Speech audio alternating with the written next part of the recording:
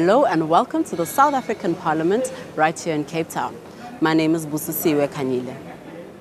Final preparations and plans are finally coming together leading up to the State of the Nation Address, also known as SONA 2017.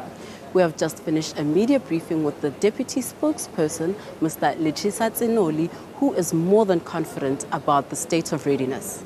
Ladies and gentlemen of the media, welcome. I'm not going to give an overview of our state of readiness. I'm going to tell you that we are ready. Media restrictions was a major concern that was brought up during the media briefing.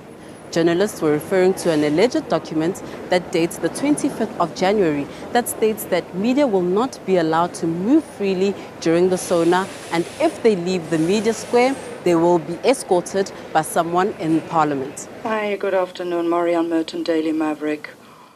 How can you, as political office bearers in this Parliament, as well as the Secretary to Parliament, on public platforms, lie, tell untruths, and misrepresent the situation when media movement, for the first time in this democratic Parliament, is restricted, and the Secretary to Parliament, when he was asked on Thursday specifically about the escorts, sidestepped the question to say, quote unquote, something along the lines of, well, if this should happen, the escorts will be the Parliamentary Communications Unit assisted by our colleagues in government communications. The stringent security measures that we can all see, are they informed by what a risk assessment? What has changed from last year, Deputy Speaker? This matter is extremely serious, and it just seems to me that Parliament isn't really understanding the appeals from journalists, urgent appeals, to really get to the bottom of this and to make sure if there is a miscommunication or crossed lines or something, or three things going on at once. We've had the situation of signal jamming in the past, so we are wary. Journalists feel really strongly about this because this has never happened before during any of the State of the Nation addresses. Tsenoli has reassured media that they will not be subjected to these restrictions. I want to assure members there will be no restrictions for media to do their work around Parliament. And I said that I assume that the status quo remains. The idea of I don't know where the idea of a media square comes from. I don't know where it comes from.